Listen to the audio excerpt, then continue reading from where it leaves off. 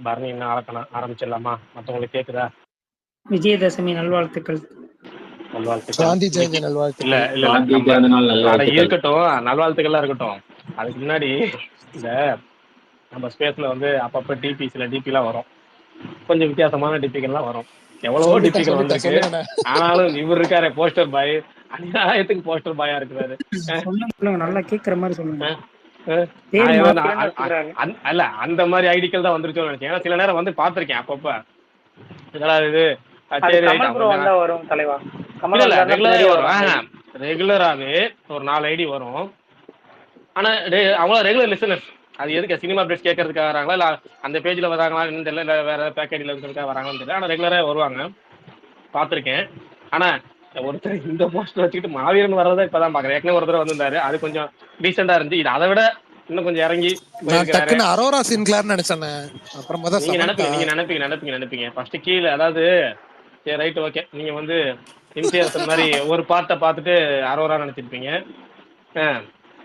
சரி ரைட், அப்டேட்டுக்குள்ள போவோம். இன்னைக்கு ஏதாவது அப்டேட் வந்துச்சா? Right okay. இன்னைக்கு என்ன அப்டேட் வந்துச்சுன்னு ஃபர்ஸ்ட் பேசிடுவோம். பரணி ஆளக்கான நம்ம பேசிடுவோம். இன்னைக்கு என்ன காந்தாரா அப்படிங்கிற படம் ரிலீஸ் ஆகிருந்துச்சு.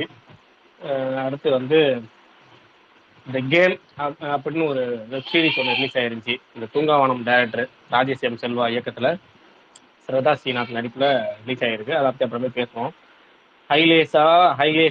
ஹைலேசோங்கிற படம், சுதீர் ஆனந்த் நடிக்கிற படம். அதில் தசரா விசஸ் போஸ்ட் விட்டுருந்தாங்க.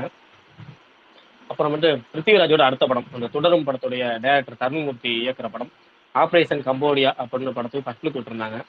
அது எல்லாத்தையும் தாண்டி மலையாளத்திலேயே மிகப்பெரிய மல்டி ஸ்டார் அந்த படம் வந்து இந்த மோகன்லால், மம்முட்டி, பகத் பாசில் ஏகப்பட்ட பேர் இறங்கி நடிக்கிற படம். அந்த படத்துடைய டீசர் விட்டாங்க. எனக்கு டீசர் ரொம்ப பிடிச்சிருச்சு. அதை பற்றியும் பேசுவோம். இப்போ அடுத்து வருவோம். நானே மறந்தாலும் ஞாபகப்படுத்துங்க. அடுத்து வந்து அமரம் அப்படின்னு ஒரு படம்.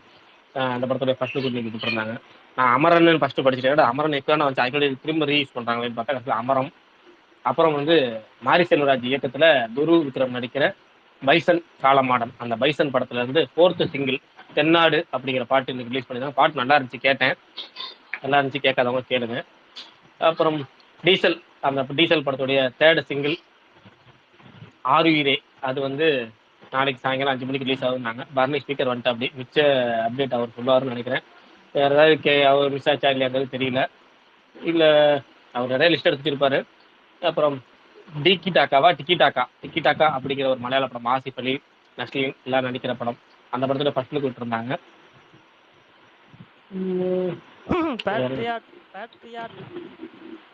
அது சொல்லிட்டேன், அதான் மம்முட்டி படம் மோகன்லால் படம்னு சொன்னேன். பேட்ரியாட் டைட்டில் வந்து பேட்ரியாட். ஆமா, அதோட டீசரை பத்தியும் பேசணும்.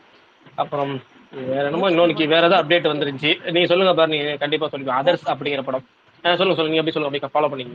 இல்ல அவ்வளவுதான். மூக்குத்தி அம்மன் 2 அதோட ஃபர்ஸ்ட் லுக் போஸ்டர் வந்து ரிலீஸ் பண்ணியிருந்தாங்க. அதர்ஸ் அப்படிங்கிற படமும் நவம்பர் 7 ரிலீஸ் ஆகும்னு அனௌன்ஸ் பண்ணியிருந்தாங்க. படம் பேரே அதர்ஸ். ஏதோ ஆதித்ய மாதவன் அப்படிங்கிற ஒரு அறிமுக நடிகர், அவர் நடிக்கிறாரு. அப்புறம் கௌரி 96 கௌரி நடிக்கிறாங்க. அகண்டா 2 அந்த படத்துல வந்து தசரா ஸ்பெஷல் போஸ்டர் விட்டுருந்தாங்க. பாரதி சொன்ன மாதிரி மூக்குத்தி அம்மன் 2 அந்த படத்துடைய ஃபர்ஸ்ட் லுக்குங்கிறத ஃபர்ஸ்ட் அப்பீரியன்ஸ் அப்படின்னு விட்டுருந்தாங்க. அப்புறம் வேற என்ன, அவ்வளவுதான் நினைக்கிறேன். டீசல்லாம் சொல்லிட்டேன், மற்ற சொல்லுங்க அப்படியே. எனக்கு ஃபர்ஸ்ட் நான் வந்து காந்தாரா ரிவ்யூ சொல்றதுக்கு முன்னாடி இந்த மம்முட்டி மோகன்லால் படம், பகத் பாசில் படம், அந்த பேட்ரியாட், அதை பத்தியும் சொல்லணும். நீங்க எல்லாம் சொல்லி முடிங்க, நான் அப்படியே வரேன். அப்புறம் சிரஞ்சீவி அந்த படம் மன சங்கர வரப்பிரசாத் காரு, அப்பாடி டைட்டில் முழுசா சொல்லிட்டேன். அந்த படத்துல இருந்து ஃபர்ஸ்ட் சிங்கிள் ப்ரோமோவான மீசால பில்லான்னு ஒரு சிங்கிள் வந்திருக்கு. அது வந்து மாஸ் கிரேஸ் இந்த டைட்டிலுக்கு வந்து ஹூக்கு. அந்த மீசால பில்லாவோட சிங்கிள் வந்திருக்கு. அண்ட் தென் தெலுங்குல இன்னைக்கு நிறைய அனௌன்ஸ்மெண்ட் போஸ்டர் விட்டாங்க ஒவ்வொரு படத்துக்கும். எல்லாமே கொஞ்சம் மில்கிங் போஸ்டர் மாதிரி தான் இருக்கு. நானி சுஜித் படம், அது பூஜை போட்டு பூஜை. அதுவும் இது வந்து டார்க் காமெடி படமா.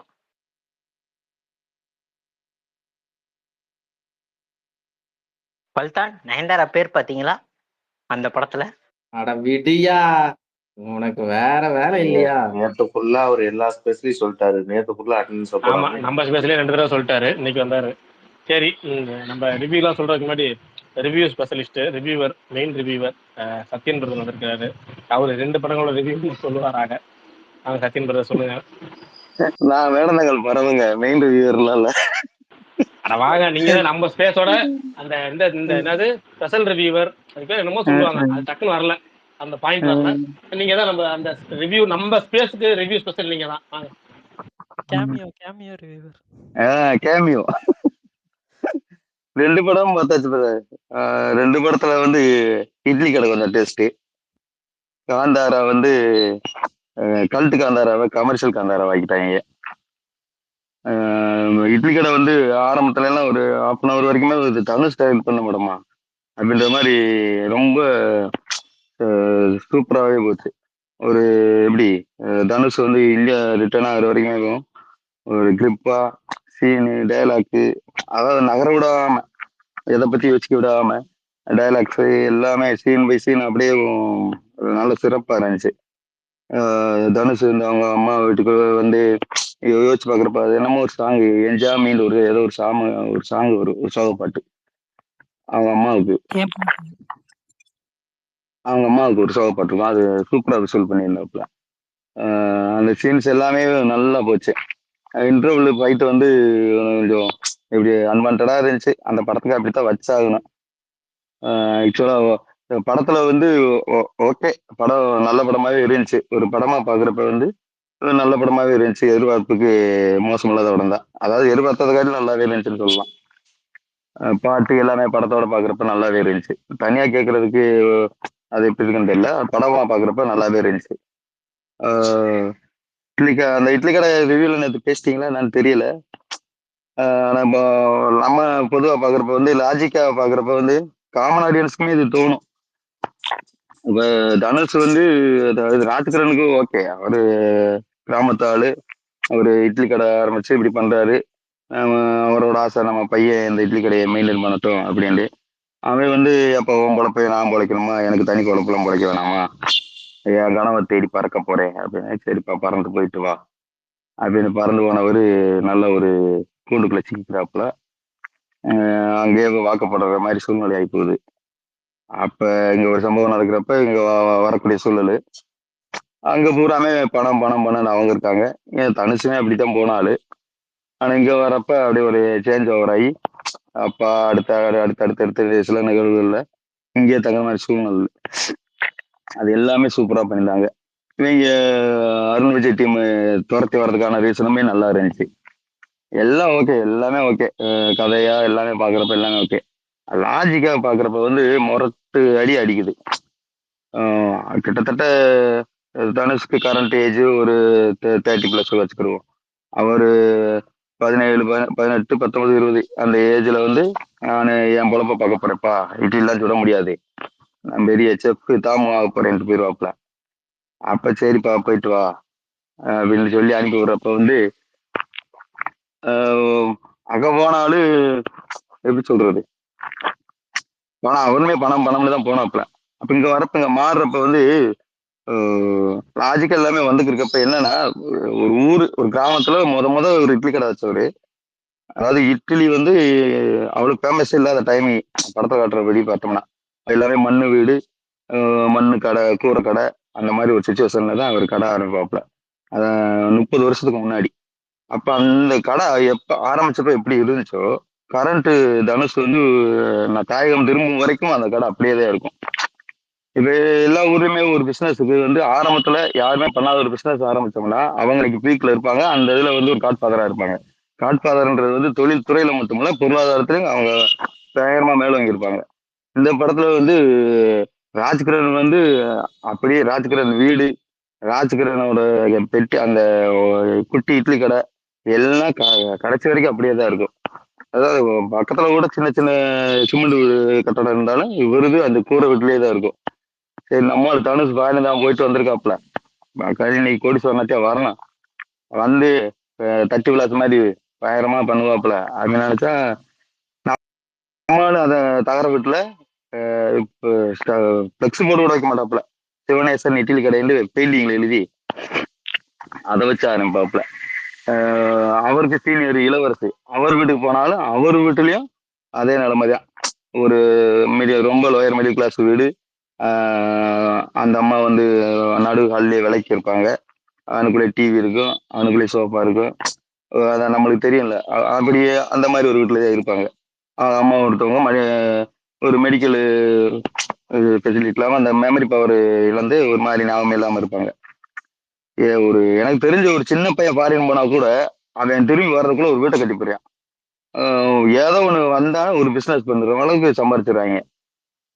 தனுஷோ இளவரசு வந்து சர்க்காரோட நேரடி தொடர்புல இருக்கவர். அதாவது அந்த பிரகாஷ்ராஜோட ஆபீஸ்ல தனுஷுக்கு சீனியர் போஸ்டிங்ல சத்யராஜுக்கு கீழே நேரடி ஒரு டச்சிங்ல இருப்பாரு. தனுஷ் வந்து 2வது போனவர். தனுஷுக்கும் இவருமே 2 பேருமே பொருளாதாரத்தை இவ்வளவு இதா இருப்பாங்க. ஏன்னா ஒரு இளவரசு குழந்தைங்க 2 பேரும் படிக்க வைக்கிறாங்க.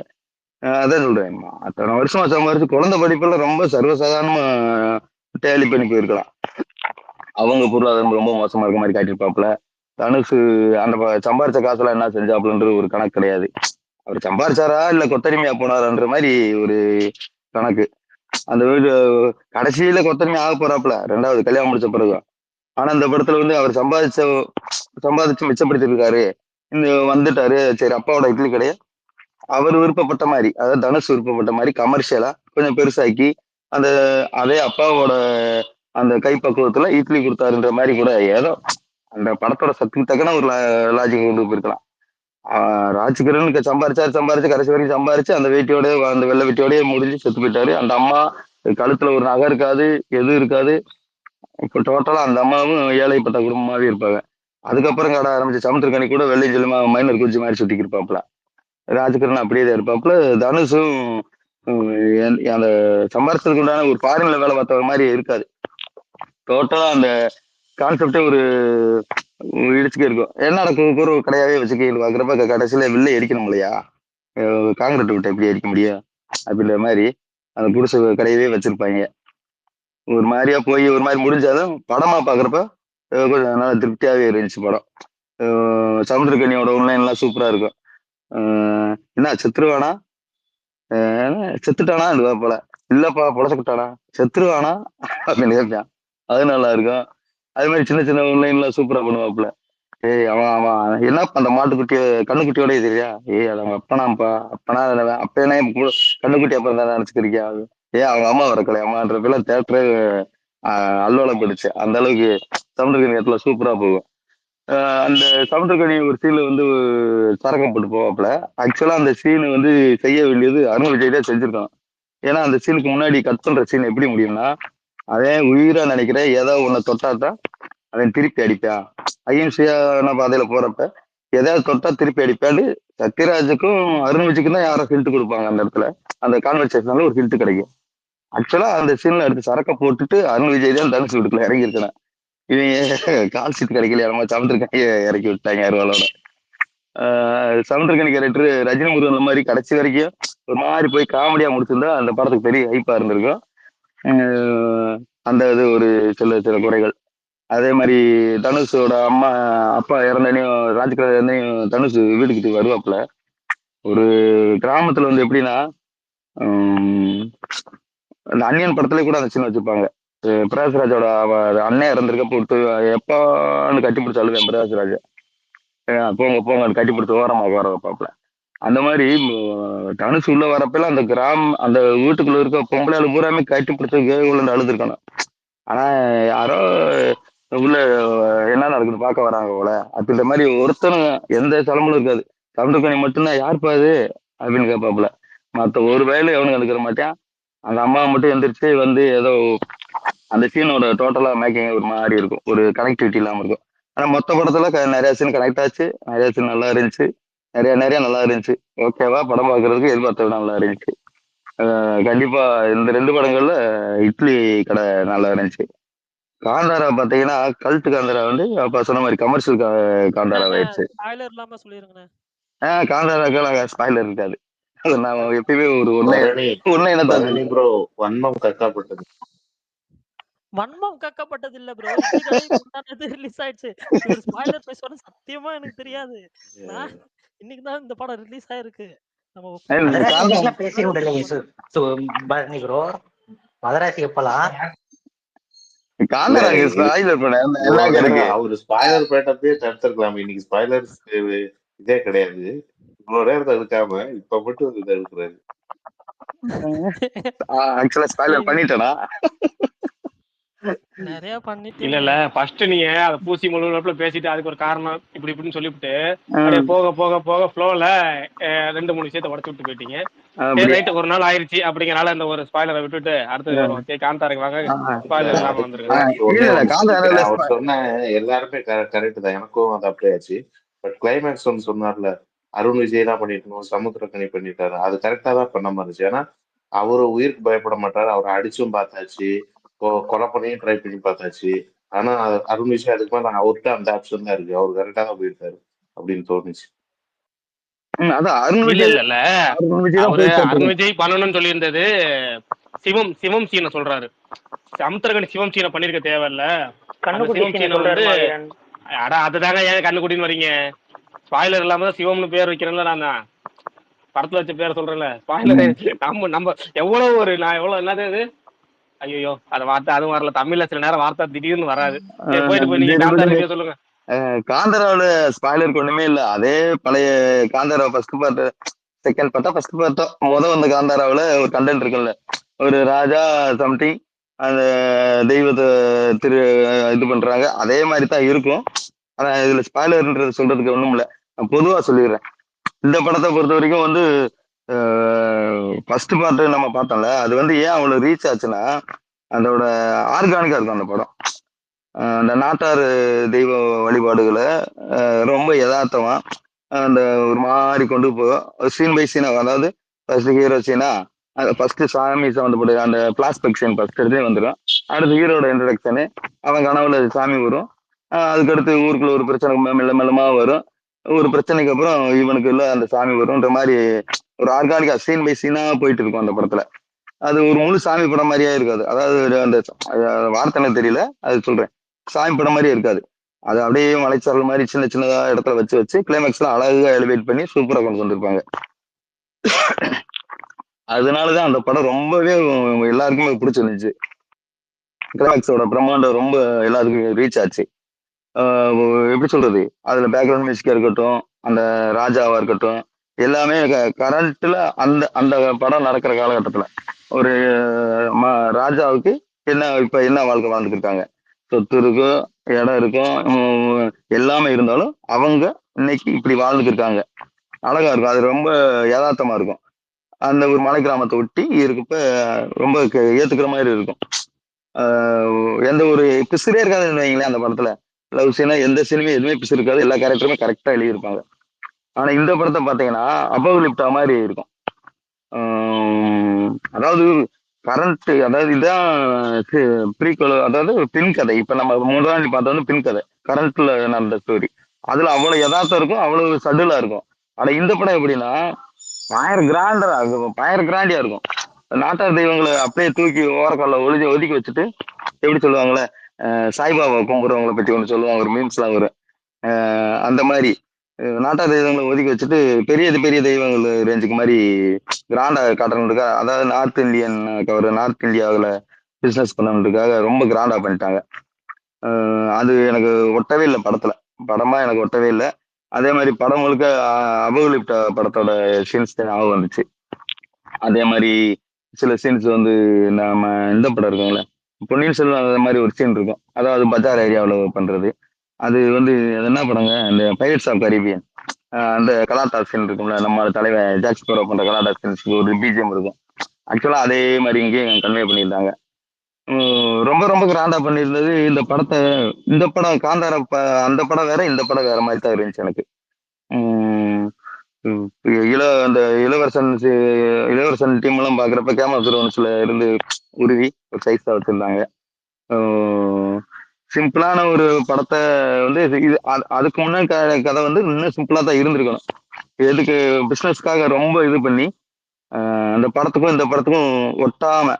ஆக்சுவலா இந்த படம் வந்து பார்ட் 1 சாப்டர் 1 இல்ல, சாப்டர் 0 சாப்டர் 1 வந்து இதுக்கு அடுத்து வருமா.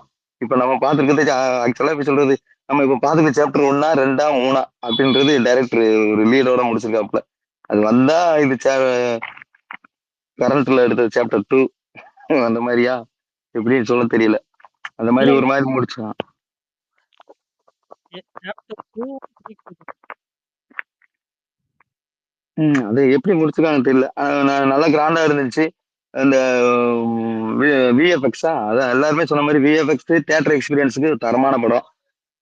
ஃபர்ஸ்ட் ஹாஃப்ல ஓப்பனிங் சீன்ல ஒரு 20 நிமிஷம் வந்து ரொம்ப சவுண்டா இருந்துச்சு. அது தமிழ்ல மட்டும் தான் அப்படியா, கன்னடா மற்ற லாங்குவேஜ்ல அப்படியான்னு தெரியல. கானராவில் முன்கதை வந்து சொல்றப்ப வந்து ரொம்ப சடலா அந்த வாய்ஸ் ரொம்ப நல்லா கேட்கும். அந்த படத்துல வந்து கங்குவா மாதிரி சவுண்டு மட்டுமே தான் கேட்டுச்சு. உள்ள என்னமோ பேசிட்டு இருக்காங்க, சரி கேட்போம் அப்படின்ற மாதிரி இருந்துச்சு. ஒரு 20 நிமிஷம் எதுவுமே கேட்கல. அதுக்கப்புறம் நிறைய சீன்ஸ் நல்ல கிராண்டான சீன்ஸா இருந்துச்சு. அடுக்கடுக்கா நல்லா எழுதி கிளைமேக்ஸ் எல்லாம் கொஞ்சம் ஓவர் டோஸா இருந்துச்சு. மற்றபடி மக்களுக்கு எப்படி இதை ரிசீவ் பண்ணுவாங்கன்னு தெரியல.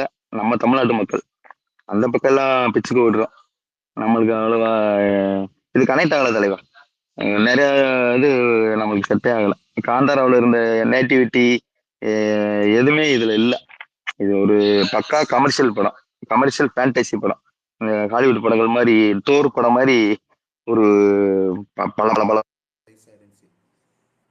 படத்தின் கதாநாயகியை பொறுத்து உங்களோட கருத்து? அவர் வாய்ஸ் காட்டுக்குள்ள ஆமா இருந்துச்சு.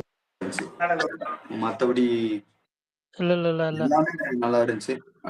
படமா பாக்குறது இல்ல சத்யன் பிரதர், உங்களோட வாய்ஸ் வந்து பிரேக் ஆகுதுன்னு நினைக்கிறேன். பேசுறது பிரேக் ஆகல பிரகாஷ் ஸ்லோவா பிரகாஷ் bro ஒரு டைம் இவங்க சொல்ற மாதிரி எல்லாம் இவங்க அந்த பண்றாங்களா சோசியல் மீடியாவோட. ஏங்க இல்லைங்க என்னங்க அது புரியல. வாய்ஸ் ஜம்ப் ஆகி வருது. இல்ல அவருக்கு இப்ப கரெக்டா இருக்குன்னு நினைக்கிறேன். பிரதர் இப்ப கரெக்டா ஆயிடுச்சா? இல்ல இப்ப இப்பயும் அதாவது அவர் மைக் மியூட்ல இருக்கு, ஆனாலும் இந்த இதுல வந்துருச்சு, வேவ் வருது. மெசேஜ் பண்ற அவருக்கு போன் வந்திருக்குன்னு நினைக்கிறேன். ஆமா ப்ரோ ஆமா. ஏங்க இதுதான் த்ரில்லிங்கான ஹீரோயினை பத்தி கேட்டேன், அதுக்குள்ள வந்துட்டார். எந்த சொல்லுங்க இதுல சத்யன் பிரதர் சொல்லுங்க.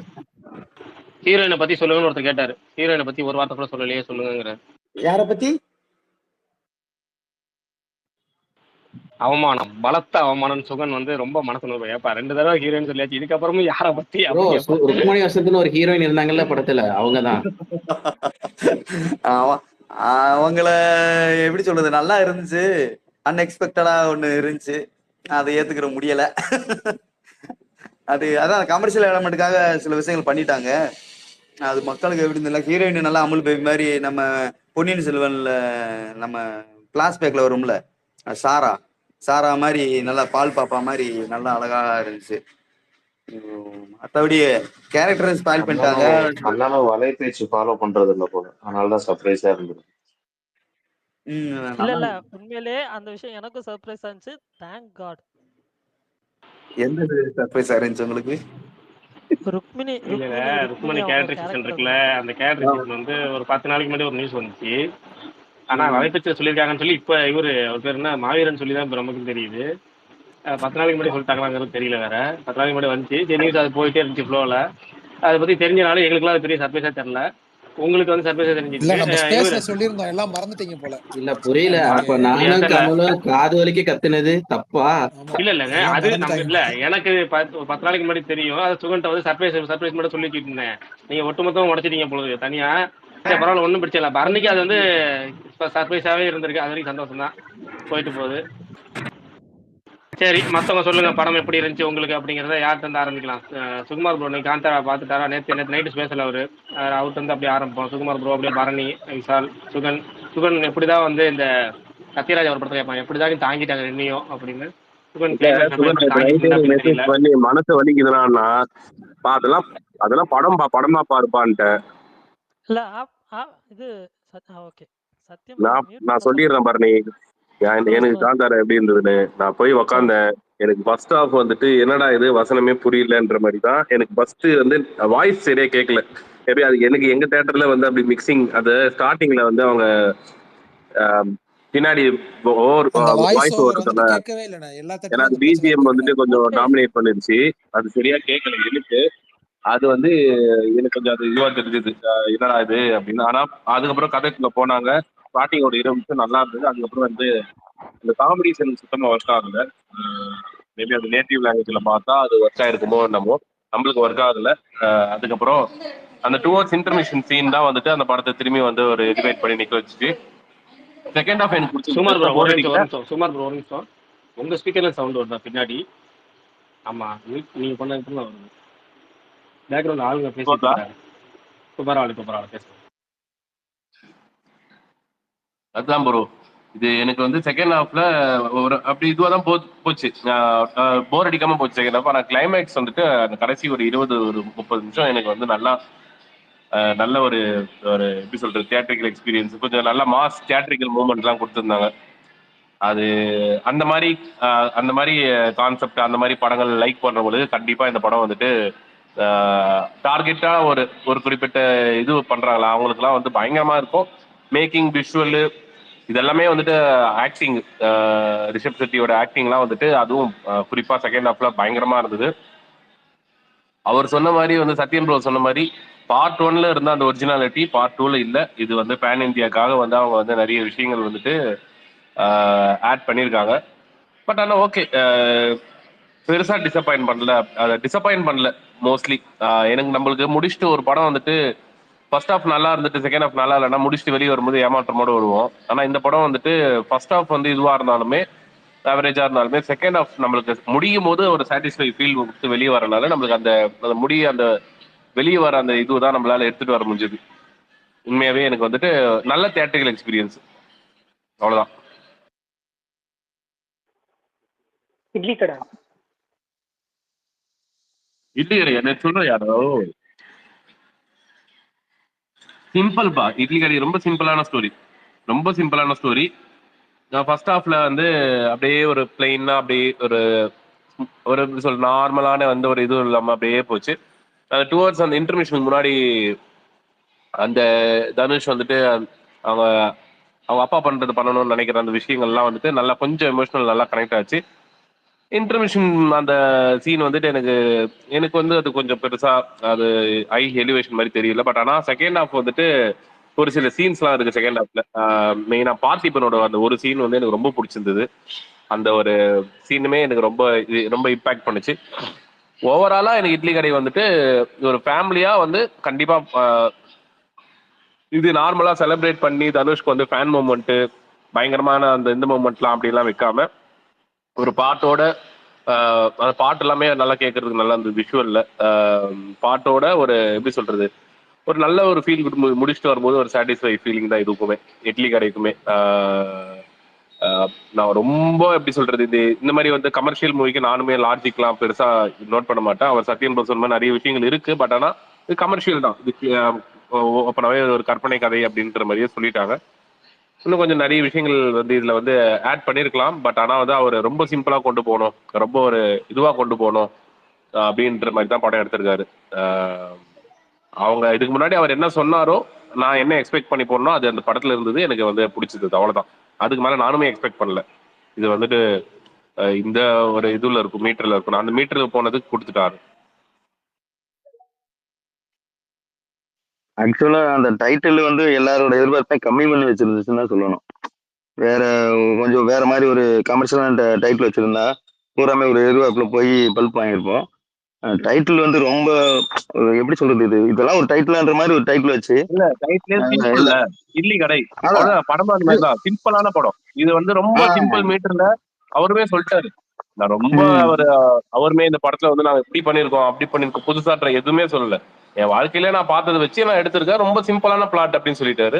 அந்த சிம்பிளான கதைக்கு ஏற்ற மாதிரி வந்துட்டு அவர் ப்ரெசென்ட் பண்ணியிருக்கிற விதம் நம்ம பார்க்கலாம். வந்து ஒரு சில சீன்லாம் வந்துட்டு அந்த சத்யராஜ் சீன்லாம் அந்த இதெல்லாம் காட்டும் போது நம்மளுக்கு ஒரு மாதிரி நேர்டெல்லாம் இருக்கலாம். பட் ஆனால் வந்து ஓவராலா பார்க்கும்போது அது வந்து ஒரு ஃபேமிலி பெர்ஸ்பெக்டிவ்ல எப்படி இருக்கும் அப்படின்னு பார்க்கும்போது கண்டிப்பா வந்துட்டு இதுல இந்த படத்துல வந்து மூமெண்ட்ஸ் இருக்கு, டைலாக்ஸாவே நிறைய இருக்கு. இப்போ அவர் சொன்ன மாதிரி சத்யன் ப்ரோ சொன்ன மாதிரி சமுத்திரக்கனிக்குமே வந்து இந்த ஒன்லைனர் எல்லாம் நல்லா கொடுத்துருந்தாங்க. அதுக்கப்புறம் இவருக்கு நல்லா இருந்தது ரோல், இளவரசுக்குமே ரோல் நல்லா தான் இருந்தது. படம் ஃபுல்லா டிராவல் ஆகிற மாதிரி வச்சிருந்தாங்க. ராஜ்கிரண் வந்துட்டு படத்துல வந்துட்டு கொஞ்சம் சீன் தான் இருக்கிற மாதிரி, ஆனால் படம் ஃபுல்லா அவரோட இம்பாக்ட் தான், அவரோட இதுதான் படம் ஃபுல்லா கேரி ஆகும்.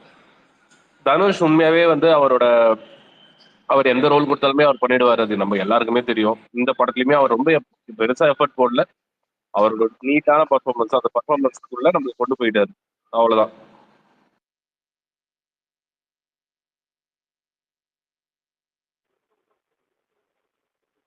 நான் சொல்லட்டுமா தலைவரே?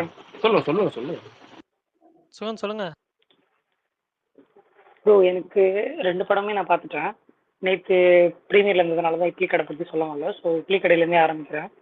2022 திருச்சி சம்பளம் எந்த மாதிரி ஒரு இம்பேக்ட் எனக்கு கொடுத்ததோ அதே மாதிரி தான். அந்த படம் ரொம்ப சிம்பிளான ஸ்டோரி லைன் தான். ஆனால் அதில் நடித்த எல்லா ஆர்டிஸ்ட்டும் அவ்வளோ அழகாக நடிச்சிருப்பாங்க. எக்ஸாக்ட்லி இட்லி கடையும் அதே மாதிரி தான். ரொம்ப ரொம்ப சிம்பிளான ஸ்டோரி. பட் எல்லாருமே வந்து என்னன்னா சூப்பராக நடிச்சிருந்தாங்க.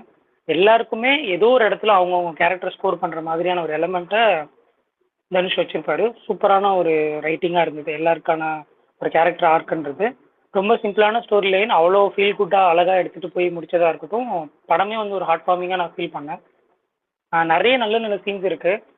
நிறைய சீன்ஸில் வந்து என்னன்னா எமோஷ்னலாக எனக்கு கனெக்ட் ஆச்சு, கண்ணெலாம் கலங்குச்சு. பர்டிகுலரி இது நான் நிறைய முறை சொல்லிட்டே இருக்கேன்.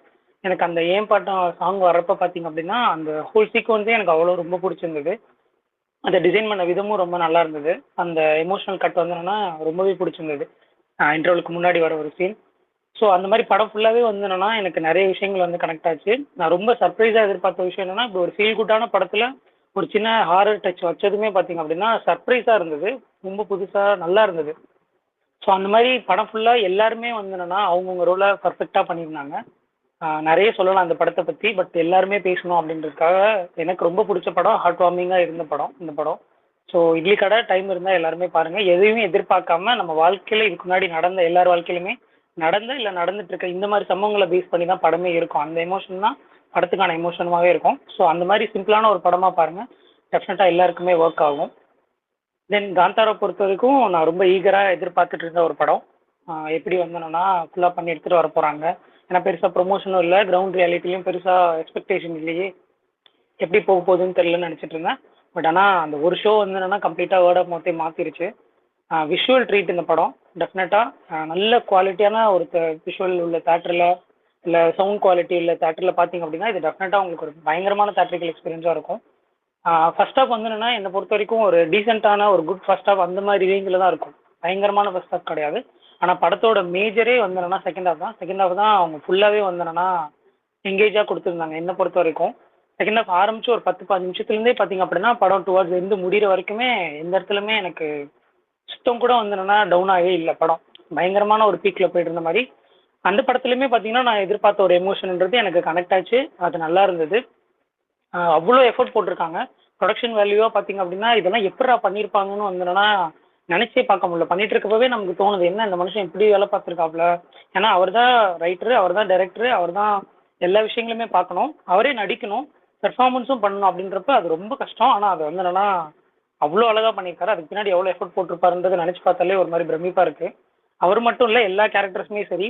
படத்தில் வந்து என்னன்னா நம்ம சில விஷயங்களை ஹிஸ்டாரிக்காக படித்த விஷயங்களும் வரப்பெல்லாம் அதெல்லாம் நமக்கு விஷுவலாக பார்க்குறப்ப செம்ம ட்ரீட்டாக இருந்தது. லாஸ்ட் 30 மினிட்ஸ் வந்து என்னன்னா பிளாஸ்ட் தான். அப்படியே நம்ம கையெல்லாம் கட்டி போட்டு பாடுறா, உட்காந்து பாடுறா, நான் என்ன எடுத்து வச்சிருக்கேன்னு பாரு அப்படின்ற மாதிரி லிட்ரலி ஃபீல் ஆச்சு. நான் 2 வெர்ஷனுமே பார்த்தேன். தமிழ் வெர்ஷனும் பார்த்தேன், கன்னடா வெர்ஷனும் பார்த்தேன். எனக்கு கன்னடா வெர்ஷனுமே ரொம்ப பிடிச்சிருந்தது. தமிழ் வெர்ஷனோட கன்னடா வெர்ஷன் பயங்கரமாக செலிப்ரேட் பண்ணாங்க. தமிழ் வெர்ஷன் செலிப்ரேட் பண்ணாங்க, பட் மோர் தென் அந்த கன்னடா வெர்ஷன் பயங்கரமாக செலிப்ரேட் பண்ணி கையெல்லாம் எடுத்து கும்பிட்டுட்டு இருந்தாங்க ஈவன் கிளைமேக்ஸ் நான் பார்க்குறப்போ. ஸோ அந்த மாதிரியான ஒரு டிவைன்ஃபுல்லாக இருந்தது. லைக் எப்படின்னா ஒரு திருவிழாவில் ஒரு கும்பமேளாவில் ஒரு 40,000-50,000 பேருக்கு நடுவில் இருக்கேன், எல்லாரும் வந்து என்னன்னா சாமி கும்பிட்டு இருக்கப்போ நம்ம இருக்கோம் அப்படின்னா அந்த ஒரு வைபே ஒரு மாதிரி நம்மளை டிவைனாக மாற்றிடும்ல, அந்த மாதிரி இருந்துச்சு லாஸ்ட் ஒரு 30-40 மினிட்ஸ் படத்தில். டெஃபினட்டாகவே இது வந்து என்னன்னா விஷுவல் ட்ரீட் தான், கண்டிப்பாக பார்க்கலாம் எல்லாருமே. இதோ வேறு இது வந்து என்னன்னா நேட்டிவிட்டியாவோ இல்லை ஒரிஜினலாவோ சில விஷயங்கள் ரூட்டடாக நமக்கு பெருசாக கனெக்ட் ஆகலைனாலும் இதுக்கு அவங்க போட்டிருக்க எஃபர்ட்டாக இருக்கட்டும், இந்த ஒர்க்காக இருக்கட்டும் அப்ரிஷியேட்டபிள். இது சரியான கமெண்டபிளான ஒர்க்கு. ஒரு கால் வருது, அப்படி நீங்கள் பேசுங்க. அவ்வளோதான் என்னோட ரிவ்யூ. நான் அந்த ருக்மிணியை பற்றி மட்டும் தனியாக சொல்கிறேன். சூப்பர். நான் சொல்கிறேன் வந்துட்டு இட்லி கடை வந்துட்டு நான் முன்னாடியே சொல்லியிருந்தேன், எனக்கு இந்த வருஷம் டிராகன் தான் ரொம்ப பிடிச்ச படம், எனக்கு அதுதான் செட் ஆயிருந்துச்சு அப்படின்ட்டு. சரி, இது இதுக்கப்புறம் அடுத்த 3 மாசத்துல எதுவும் இருக்காது அப்படின்னு நினைச்சிட்டு இருந்தேன். ஆனா எனக்கு டிராகன் விட இட்லி கடை ரொம்ப பிடிச்சிருச்சு. ஒரு படம் நமக்கு ரொம்ப ஃபேவரட்டா இருக்கணும்னா அந்த படம் எல்லாமே கரெக்டான மீட்டர்ல எல்லாத்தையும் கரெக்டா எடுத்துக்கணுன்ற அவசியம் இல்லை. 2 3 இடம் எமோஷனலா அந்த கேரக்டரோட நம்ம இன்வால்வ் ஆயிட்டோம்னா அந்த படம் ரொம்ப ஃபேவரட்டான படமாயிடும். ஸோ அந்த வகையில இட்லி கடை அதுவும் ஃபர்ஸ்ட் ஹாஃப்லலாம் நிறைய எமோஷனல் மொமெண்ட், ரொம்ப எமோஷனல் ஆகி குறிப்பிட்ட ஒரு 3 சீனு, தாத்தா வந்துட்டு இட்லி சாப்பிட்டு தனுஷை பார்த்து கொடுக்குற ரியாக்ஷன் ஒரு சீன், கண்ணுக்குட்டிய தனுஷ் கட்டி பிடிக்கிற ஒரு சீன், அப்புறம் வந்துட்டு இளவரச அவங்க ஃபேமிலியை மீட் பண்ண போற சீன், அந்த ஒய்ஃப் வந்துட்டு கட்டி பிடிச்சி அழுவாங்க. ஸோ இந்த சீன்லாம் ரொம்ப ரொம்ப ஹெவிலி ரொம்ப இம்பாக்ட் ஆயிடுச்சு. ரொம்ப அழுதுட்டே இருந்தேன் தேட்டர்ல. ஃபர்ஸ்ட் ஹாஃப்ல ரொம்ப எமோஷனல் ஆகி பார்த்துட்டு இருந்தேன். செகண்ட் ஹாஃப் ஒரு கமர்ஷியல் மீட்டர்ல போனாலும் கிளைமேக்ஸ்லாம் ரொம்ப சாட்டிஸ்ஃபைடான ஒரு கிளைமேக்ஸா இருந்துச்சு. ஸோ சாங்ஸும் நான் எக்ஸ்பெக்ட் பண்ணவே இல்லை சாங்ஸும் இவ்வளோ ஹிட் ஆகும் அப்படின்ட்டு. ரொம்ப எமோஷனலி ஹிட் ஆயிடுச்சு. எத்தனை சாமி பாட்டு, அப்புறம் அதுக்கப்புறம் வந்த எல்லா பாடல்களும் மொத்தமாவே ரொம்ப பிடிச்ச படமா இந்த வருஷம் எனக்கு தமிழ் சினிமாவில் இட்லி கடை இருந்துச்சு. ரொம்ப இன்னொரு வாட்டி போய் பார்க்கணும் அப்படின்ட்டு தோணுச்சு. சின்ன சின்ன எந்த விஷயமே இல்லை, எல்லாமே ரொம்ப மெச்சூர்டா ஹேண்டில் பண்ணியிருந்தாரு. இவ்வளோ சூப்பரா ஹேண்டில் பண்ணுவாருன்னு தெரியல. ரைட்டரா தனுஷ் மேல பெரிய மரியாதையா வந்துருச்சு. 2 3 விஷயங்கள் அவ்வளோ சூப்பரா பண்ணியிருந்தாரு. அப்புறம் இந்த சின்ன சின்ன எப்பயுமே பெருசா ஆசைப்படணும், பெருசா திங்க் பண்ணணும் அப்படின்றத தாண்டி இந்த சின்ன சின்ன தொழில் பண்றாங்கல்ல, அவங்கள பேஸ் பண்ணி சாதாரண மனிதர்களை பேஸ் பண்ணி வர படங்கள் எனக்கு எப்பயுமே ரொம்ப பிடிக்கும். அந்த வகையில இட்லி கடை இஸ் மை ஃபேவரட் ஃபிலிம். ரொம்ப நல்லா இருக்கு, ட்ரை பண்ணுங்க, கண்டிப்பா எல்லாருக்கும் பிடிக்கும் அப்படின்னு நம்புறேன் பார்க்காதவங்க. அப்புறம் காந்தாரா, நான் ட்ரெய்லரே பார்த்துட்டு ரொம்ப எக்ஸைட் ஆயிருந்தேன். நான் எந்த மீட்டர்ல நினைச்சேனோ அந்த மீட்டர்ல தான் இருந்துச்சு. இப்போ ஒருத்தவங்க கூட சொன்னாங்க, ஆஹ் அந்த ஊர் தெய்வங்களை விட்டுட்டு பெரு தெய்வங்கள் பத்தி பேசியிருக்காங்க அப்படின்ட்டு.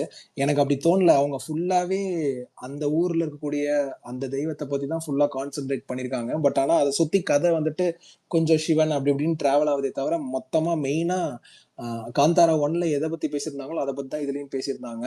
இது ரொம்ப என்ஜாய் பண்ணி பார்த்தேன். தியேட்ரிக்கல் எக்ஸ்பீரியன்ஸா அவ்வளோ சூப்பரா இருந்துச்சு. சுகுமார் அண்ணன் சொன்ன மாதிரியே நிறைய பேருக்கு அந்த இஷ்யூ இருந்துச்சு. ஃபர்ஸ்ட் 20 மினிட்ஸ் அந்த ப்ரெசன்ட் போர்ஷன்ல இருந்து ஒரு வாய்ஸ் ஓவர்ல போகும். அந்த வாய்ஸ் ஓவர் கேட்கவே இல்லை தமிழ் டப்பிங்ல. ரொம்ப சவுண்ட் தான் அதிகமா இருந்துச்சு அந்த ஒரு ஃபர்ஸ்ட் ஒரு 20 மினிட்ஸ்க்கு. அதை அப்படியே கொஞ்சம் மேனேஜ் பண்ணி பார்த்துட்டேன். அதுக்கப்புறம் படம் ஆரம்பிச்சது. அந்த தேர் சீன்ல இருந்து படம் எனக்கு பிக்கப் ஆயிடுச்சு. ரொம்ப அப்படியே ரொம்ப என்ஜாய் பண்ணி பார்த்துட்டு இருந்தது. எப்படி எடுத்திருப்பாங்க அப்படின்ட்டு தான் யோசிச்சு பார்த்துட்டே இருந்தேன். ரிஷப் ஷெட்டி ஏற்கனவே வாங்கிட்டார் அவார்டு, கண்டிப்பா இன்னொரு அவார்டும் கொடுப்பாங்கன்னு நினைக்கிறேன். அவரு உள்ள அந்த சாமி ஆட்டம் ஆடுறது நிறைய பேர் பண்ணி நம்ம பார்த்திருக்கோம். ஆனா அவரு உள்ள அந்த சாமி போன உடனே அவர் பண்ற அந்த பெர்ஃபார்மன்ஸ் வந்துட்டு, நான் பெருசா கடவுள் நம்பிக்கை இல்ல, பெருசா கும்பிட மாட்டேன். எனக்கே செகண்ட் ஹாஃப்ல அவர் ஃபர்ஸ்ட் டிரான்ஸ்ஃபார்ம் ஆகிற சீன்லாம் ஒரு மாதிரி அப்படியே கையெல்லாம் 2 கையும் அப்படியே கும்பிடுற மாதிரி கொண்டு போயிட்டேன். எப்படி என்ன ஆச்சு அப்படின்னு தெரியல. ரொம்ப டிவைன் ஆயிடுச்சு. அவ்வளோ டிவைன்ஃபுல்லா இருந்துச்சு அந்த பெர்ஃபார்மன்ஸ், ஸ்டன் சீனு எல்லாமே. எப்படி இந்த ஒரு படத்துல உண்மையாலுமே ஒரு ராஜமௌலி படம் பாக்குற மாதிரி தான் எனக்கு ஃபீல் ஆச்சு. விஷுவல் எஃபெக்ட்ஸ், மேக்கிங் அதெல்லாம் பார்த்துட்டு அந்த லிஸ்ட்ல இவரையும் சேர்த்துடலாம் போலயே. அதுவும் பட்ஜெட்டும் இவ்வளவு கம்மின்னு தான் சொல்றாங்க. ஆனா எப்படி இப்படி ஒரு மேக்கிங் அப்படின்ட்டு ரொம்ப பிரமிச்சு மலைச்சு போய் தான் பார்த்துட்டு இருந்தேன். படமாவுமே எனக்கு பெருசா போர் அடிக்கவே இல்லை. இப்ப நிறைய பார்ட் 2 படங்கள் பாக்குறோம். ஆனா நான் ரொம்ப டென்ஸான ஒரு கதை, ஏகப்பட்ட லேயர் போய்கிட்டே இருக்கு, அவ்வளவு விஷயங்கள் பேசிக்கிட்டே இருக்காங்க, நிறைய டீடைலிங். தமிழ் டப்பிங்ல சில விஷயம்லாம் கவர் பண்ணிருக்காங்களான்னு தெரியல. அதான் கன்னடால பார்க்கணும்னு நினைக்கிறேன். இங்க ரிலீஸ் ஆகல, போய் பார்க்கணும். ரொம்ப லேயர்டான ஒரு கதை, ஏகப்பட்ட விஷயங்கள் பேசுறாங்க. ஃபர்ஸ்ட் ஹாஃப் எதை நோக்கி போகுதுன்றதே தெரியல. ஸோ அவ்வளோ விஷயங்கள் இன்ஃபர்மேஷன் சொல்லிக்கிட்டே இருக்காங்க. அப்புறம் அவர் இன்டர்வியூ, ஹிந்தி இன்டர்வியூ, கன்னடா இன்டர்வியூலாம் படம் வந்ததுக்கு அப்புறம் பார்த்தேன். எல்லாமே ரொம்ப ரிசர்ச் பண்ணி தான் பண்ணியிருக்காரு.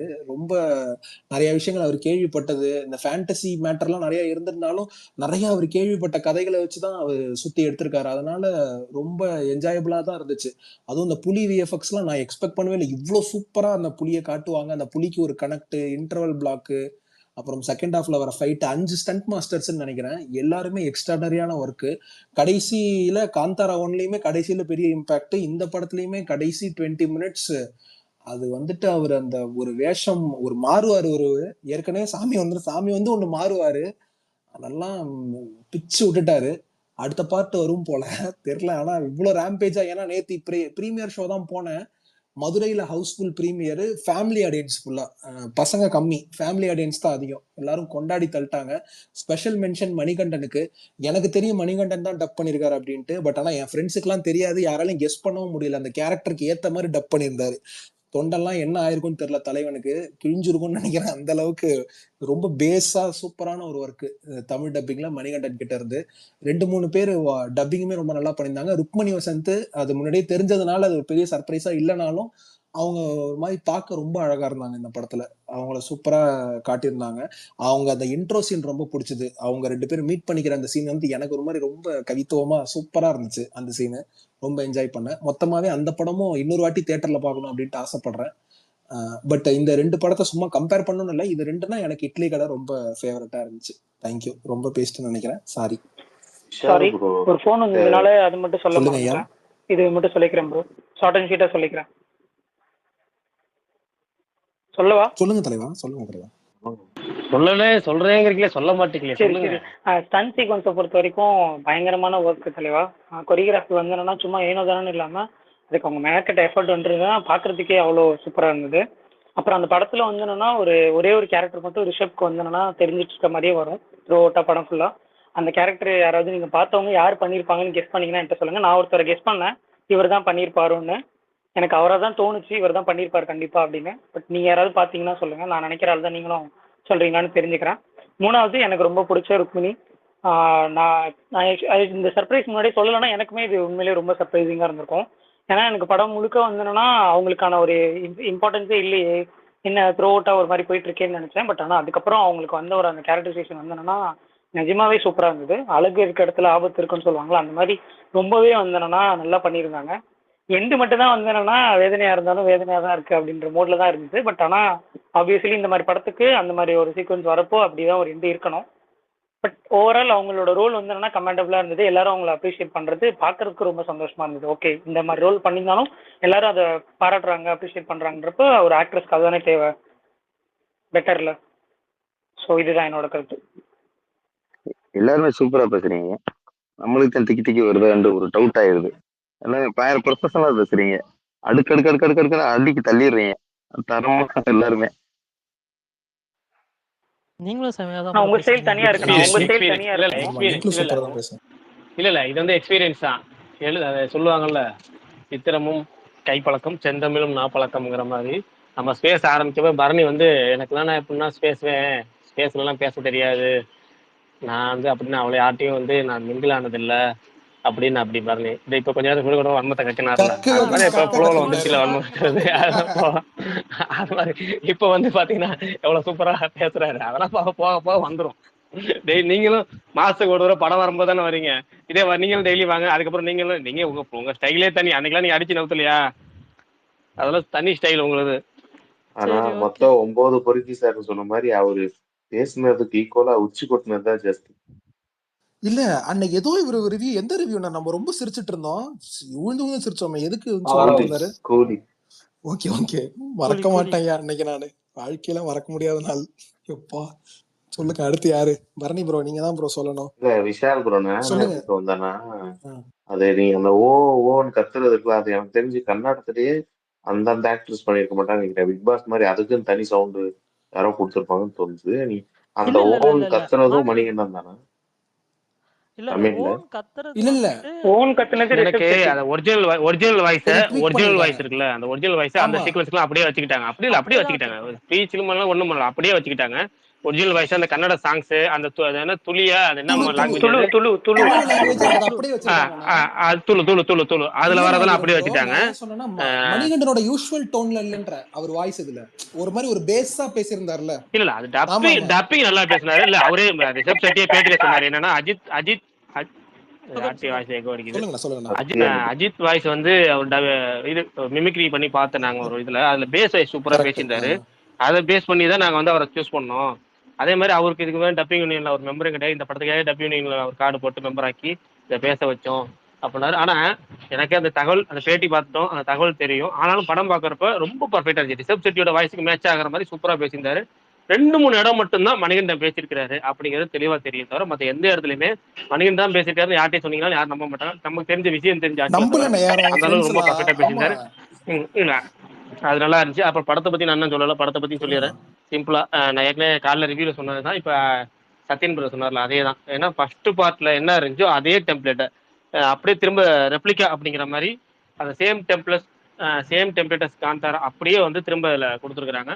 எந்த ஒரு மாற்றமும் இல்லை. அதாவது எப்படின்னா விஷுவல்ஸு, குவாலிட்டி, விஎஃப்எக்ஸு, அதுக்கு போக வந்து சில பல கேஸ்டிங் மாற்றங்கள், அப்புறம் காலகட்டம், இது மட்டும்தான் மாறி இருக்கே தவிர மற்ற எல்லாமே பார்த்தீங்கன்னா ஃபர்ஸ்ட் பார்ட்டோட சேம் டெம்பிள். ஃபர்ஸ்ட் கொஞ்சம் அந்த சேம் பில்டப்பு, அந்த இன்ட்ரோ சேம், இந்த இன்ட்ரோ கொடுப்பாங்களா அந்த கதை, இந்த களத்துக்குள்ள போறதுக்கான இன்ட்ரோ, அப்புறம் கொஞ்சம் காமெடி, அந்த காமெடியில் ஒரு டபுள் மீனிங் ஒன்று ரெண்டு இழுத்து விடுறது, அப்படியே போயிட்டு இருக்கும்போது இன்ட்ரோல் பேக்ல வந்து ஒரு சின்ன ஒரு இன்ட்ரெஸ்டிங்கான இன்ட்ரோல் பேக் போயிட்டு திரும்ப செகண்ட் ஹாஃப்ல கொஞ்சம் இதாக போயிட்டு அதுக்கப்புறம் கிளைமேக்ஸ்ல வந்து ஒரு கடைசி ஒரு 10 நிமிஷம் அந்த தெய்வீகத்தை வந்து அப்படியே சூப்பரா பூம் பண்ணி ஒரு 20 நிமிஷம் அப்படியே போட்டு படத்தையே வந்து ஆகா ஓஹோ அப்படின்னு ஆக்கி விட்ட அந்த காந்தாரோட அதே சேம் டெம்ப்ளேட் கிட்டத்தட்ட நம்ம ஊர் காஞ்சனா அரண்மனை மாதிரியான டெம்ப்ளேட். காஞ்சனால என்ன இருக்கும், அவரு பயம் இருக்கும், அவர் வந்து இது அதுக்கப்புறம் அவர் உடம்புக்கு பேய் கொடுத்துரும், அவர் பயப்படுவாரு, அப்புறம் பேயோட கதையை கேட்டுட்டு அவர் உதவி பண்ணுவார், அப்படியே டெம்ப்ளேட்ல 1 2 3 அப்படின்னு போயிட்டாங்கல்ல. அதே மாதிரிதான் காந்தாரா ஒண்ணுல என்ன இருந்துச்சோ அதே தான் இதுல. என்னன்னா கொஞ்சம் பிரம்மாண்டம், அவங்களுக்கு பட்ஜெட் இதுல போடுறதுக்கு சூப்பரா பாட்டு வசூல் பண்ணி கொடுத்துச்சு அப்படிங்கிற பிரம்மாண்டம் இருக்குல்ல, அந்த பிரம்மாண்டம் தெரியுது, தெளிவா தெரியுது. ஒரு ஒரு காமெடி சீக்வன்ஸுக்கு தான் அந்த ஒரு தேரை வச்சு ஒரு சீக்வன்ஸ் வரும், அது காமெடியா தான் போகும். ஆனா அதுல கொண்டு பட்ஜெட் இறக்கியிருப்பாங்க, மேக்கிங் சூப்பரா பண்ணியிருப்பாங்க. சொல்ல போனா இப்ப ராஜமௌழி ஒரு படத்துக்கு என்ன அளவுக்கு மேக்கிங்காக மெனக்கறாரோ அந்த மெனக்கடல் வந்து ரிசப்ட் செட்டு இருக்கு. அதனால அந்த படம் அசால்ட்டா கூட 500 1000 கோடி அடிக்கும் இந்த படம். அந்த அளவுக்கான ஒரு உழைப்பு இருக்கு படத்துல. அதாவது நீங்க வந்து இந்த கண்டென்ட் இது சேம் கண்டென்ட் தான் நம்ம எடுக்க போறோம், அதுல ஸ்கிரீன் பிளே கொஞ்சம் டிஃப்ரெண்டா பண்ணுவோம் அப்படின்னு சொல்லி டிஃப்ரெண்ட் பண்ணியிருக்காரு. ஆனா அதுல உழைப்பு பயங்கரமான உழைப்பு இருக்கு. ரிஷப் செட்டி ஒரு டேரக்டரா, இப்போ ஏற்கனவே சொன்ன மாதிரி ஒரு டேரக்டரா இருந்தும் நடிகரா இருந்து ரெண்டுமே ஒருத்தரா இருக்கிறப்போ அதுக்கு வந்து இன்னும் கொஞ்சம் கூடுதல் உழைப்பு தேவை. அதை கரெக்டா பண்ணியிருக்காரு, நல்லா பர்ஃபார்மன்ஸ். எனக்கு ருக்மிணி வசந்த், ஜெயராம், இந்த ரிஷப் செட்டி இந்த 3 கேரக்டர் ரொம்ப பிடிச்சிருந்துச்சு. இதுல வந்து ஜெயராம் கேரக்டர் எதுக்காக பிடிச்சிருச்சு அப்படின்னு சொன்னா, ஜெயராம் வந்து இந்த மாதிரி பேன் இந்தியா படங்கள் கூட்டு போனாங்கன்னா ரொம்ப டம்மி ரோல் கொடுத்துறாங்க. தமிழ்ல கொடுத்தாலும் இப்பெல்லாம் முன்னெல்லாம் ஒரு தமிழ்ல சூப்பரா ரோல் கூட்டு வருவாங்க, ஏதாவது காமெடியா இருக்கும், இல்ல வந்து பர்ஃபார்மன்ஸ் ஓரியன்டா இருக்கும். ஆனா இப்போ வந்து கூப்பிட்டு சும்மா பேருக்கு வந்து நின்று போற மாதிரி தான் அவர் எல்லா படமும் பண்றாரு. இதுலதான் வந்து அவருக்கு வந்து ஸ்டார்டிங் டு எண்டு நல்ல ஒரு பர்ஃபார்மன்ஸ் பிளஸ் வந்து அவருக்கான ஸ்ட்ராங்கான ஒரு ரோல் இருந்துச்சு. அடுத்தது வந்து ருக்மிணி வசந்த், இவரு அமுல் பேபிமான்னு சொல்லிட்டு போயிட்டாரு ஆப்கான் பிரதர். ஆனா என்னன்னா படத்துல எனக்கு வந்து ஒரு ஆப்டான ஹீரோயினை போட்டிருந்தாங்க. ஏன்னா இந்த கேரக்டருக்கு, இந்த கேரக்டர் ஆருக்கு வந்து போகிற இடத்துல நோக்கி போகிற இந்த மாதிரி தான் ஒரு மனப்பா ஒரு ஒரு தேகம் வேணும். அந்த மனப்பான தேகத்தை அழகா, அதாவது ஆல்மோஸ்ட் சொன்ன நம்ம இதை சொல்ல செடியூஸ்டு பாடி, அந்த செடியூஸ்டு கேரக்டரை வந்து பண்றதை வந்து சூப்பர், ஒரு சாதாரண விஷயம் கிடையாது. ஆல்மோஸ்ட் சொல்லணும்னா பொன்னியின் செல்வன் நந்தினி கேரக்டர் இப்படிதான் இருக்கணும். இது மாதிரி ஒரு ஒரு எப்படி சொல்றது, இளமையான பெண் தான் வந்து அங்க போட்டிருக்கணும். அந்த ஒரு ஒரு ஒரு ஐஸ்வர்யா அந்த பீரியட்ல இருந்தாங்கல்ல, அப்போ வந்து போட்டிருந்தாங்க, செம்மையா இருக்கும். ஆனா அவங்க இப்ப இருக்கிற லுக்குக்கு அந்த நந்தினி ரோலுக்கு அந்த பொன்னியின் செல்வன் போடுறதோட இம்பாக்டே பாதிக்கு மேல குறைஞ்சிருச்சு. அது விஎஃப்எக்ஸ்ல கொஞ்சம் கொஞ்சம் பண்ணாலும் சரி, ஒரிஜினல் இம்பாக்ட் குறைஞ்சிருச்சு. ஆனா இதுதான் இந்த மாதிரி தான் பண்ணிருக்கணுங்கிறேன். ஒரு வந்து நீங்க அழகுங்கிறத தாண்டி நீங்க வந்து ஒரு இந்த செடியூஸ் பண்ற விஷயம்னு ஒண்ணு இருக்குன்னா அதை வந்து இந்த மாதிரி ஒரு பெண் தான் இருக்கணும், இப்படிதான் இருக்கணுங்கிற அளவுக்கு நல்லா பண்ணியிருந்தாங்க. அவங்களுக்கும் நல்ல கேரக்டர், ஸ்ட்ராங்கான ரோல், பர்ஃபார்மன்ஸுமே நல்லா பண்ணியிருந்தாங்க. பிஜிஎம், அந்த பிஜிஎம் எப்படி இருந்துச்சு அப்படின்னா, பிஜிஎம் நல்லா இருக்குப்பா ஆனா ரொம்ப இறைச்சலா இருக்குப்பா அப்படின்னு சொல்லி நம்ம கங்குவால என்ன பிரச்சனை சொன்னோமோ அதே தான் இதுலயும். நான் இப்ப ஃபர்ஸ்ட் பார்ட்ல பாத்தீங்கன்னா எங்க அமைதி தேவை, எங்க மியூசிக் தேவை, எங்க வந்து சூப்பரான அந்த டிவோஷனல் அந்த மியூசிக் தேவை அப்படிங்கிறத கரெக்டா ஆட் பண்ணாலு இந்த படத்துல ஃபுல்லா படம் பூரா நான் வாசிக்கிட்டே இருக்கேன் அப்படின்னு சொல்லி வாசிக்கிட்டே இருந்திருக்காரு. பல இடத்துல வாசிட்டாரு, வாசி தள்ளிட்டாரு. அது கொஞ்சம் பல இடத்துல ரொம்ப இறைச்சலா இருந்துச்சு. அப்புறமேட்டு அந்த தெய்வம், அந்த தெய்வத்தை பத்தி ஃபர்ஸ்ட் பார்ட்ல ஒரு 10 நிமிஷம் வரும்னு நினைக்கிறேன். அந்த அந்த ஊ சவுண்டு, அந்த ஃபைட் சீக்வன்ஸ் ஒரு 10 நிமிஷம் 1/4 நேரம் வரும். டோட்டலா அது ஒரு 20 நிமிஷம் பிளாஸ்ட்னு வச்சுக்கோங்க. ஒரு 20 நிமிஷம் பிளாஸ்ட்ல அந்த 10 நிமிஷம் அந்த தெய்வீக சீன் வரும். ஆனா அது வந்து பாக்குறப்ப ரொம்ப பிரமிப்பா இருந்துச்சு, நல்லாவும் இருந்துச்சு. இது எப்படின்னா நீங்க வந்து எப்படி சொல்றது, ஒரு செகண்ட் ஹாஃப் ஆரம்பிச்சு கொஞ்ச நேரத்துலயே அந்த துளிகா சீன் வரும். துளிகா சீன் வந்தது ஏற்கனவே ஒரு தடவை வந்துருச்சு, திரும்ப 2வது தடவை அதுக்கு ஒரு பிரேக் விட்டு திரும்ப அதுக்கப்புறம் ஒரு சீக்வன்ஸ் வச்சு கிளைமேக்ஸ் திரும்ப வந்து ஒரு சிவனை வச்சு ஒரு சீக்வன்ஸ் இருக்குன்னு சொல்லி படம் பூரா ஊன்னு கத்திக்கிட்டே இருந்த மாதிரியே இருந்துச்சு. அதுல சவுண்ட் வேற சவுண்டு அப்படின்னு சொல்லி கொஞ்சம் நமக்கு என்னன்னா லாஸ்ட் 30 நிமிஷம் நல்லா இருந்துச்சுனாலுமே அந்த 30 நிமிஷத்துல அதிகமான இந்த இதை வந்து அதே எப்படி சொல்றது, அளவுக்கு மிஞ்சிட்டாங்களோ அப்படின்னு தோணுச்சு, அவ்வளவுதான். ஆனா வந்து உழைப்பு இருக்குல்ல, இந்த பட்ஜெட் போடுறோம், இந்த பட்ஜெட்டுக்கு வந்து இவ்வளவு பெரிய உழைப்பு, fight sequence, making, visual effects எல்லாமே சூப்பரா இருந்துச்சு. அதுக்கு தான் இந்த படம் வந்து இந்த கலெக்ஷனுக்கு, ஆனா கலெக்ஷனுக்கு ஒருத்தான படம். இப்போ நீங்க இந்த படம் 1000 கோடி கலெக்ஷன் ஆச்சுன்னா கலெக்ஷனுக்கு ஒருத்தான படம். ஏன்னா அவங்க போட்டிருக்க உழைப்பு இருக்கு. சும்மா நான் கடமைக்கு வந்து படத்தை நானும் இப்போ எடுக்கிறேன் பார்ட் 2 அப்படின்னு சொல்லி அதே கதை வச்சுட்டு சும்மா பேருக்கு எடுத்துட்டு போகாம சீன்ஸ் நிறைய வச்சு அந்த சீன்ஸ்ல விசுவல்ஸ் நிறைய காமிச்சது. சும்மா சொல்றேன், ஒரு காமெடி சீக்வன்ஸ் அந்த தேர் சீன்ஸ். அந்த தேர் சீன்ஸ் கிட்டத்தட்ட ஒரு 10 நிமிஷமும் வரும் நினைக்கிறேன். 10 நிமிஷத்துக்குள்ளயும் நல்ல உழைப்பு தெரியும் உங்களுக்கு அதுல விசுவல்ஸ். அப்புறமேட்டு மெயின் விஷயம் மறந்துட்டேன், விஎஃப்எக்ஸ்ல அந்த புலி காமிக்கிறது, இன்னொன்னு உங்களுக்கு பிடிச்ச ஒரு காமிக்கிறது விலங்கு வருது. எல்லாமே வந்து இல்ல அது சொல்றேன், அதுதான் அடுத்தது வரேன், அதுக்கப்புறம் வரேன். இதெல்லாம் வந்து மன வருத்தத்தை அதே வந்துடும் நீ ஆரம்பிச்சனால. மன வருத்தம் என்னன்னா, ஒரு வேல்பாரி இதுக்கு முன்னாடி பொன்னியின் செல்வன் நடந்துட்டு, இந்த பொன்னியின் செல்வனுக்கு தனியா நடந்துச்சு. பொன்னியின் செல்வனுக்கு மொத்தம் 18 படம் காப்பி அடிச்சாங்க. Ponniyin Selvan scene by scene பிளாட்டா வச்சு எடுத்துட்டாங்க. அதனாலே பொன்னியின் செல்வன் பார்க்கறப்ப நிறைய பேருக்கு சீன் 18 சீன் வச்சுக்கோங்களேன். அந்த 18 சீன் வச்சுக்கோங்க, அந்த 18 சீனை படத்துல வைக்க முடியல. ஏன்னா ஆல்ரெடி நிறைய படத்தை வந்துருச்சு அப்படின்னு சொல்லி 1-2 தவிர மற்ற எல்லாமே வைக்க முடியல. 16 சீனுக்கு மேல படத்துல வைக்க முடியல. மெயின் சீன்ஸ்ல இம்பாக்ட் ஆயிடுச்சு.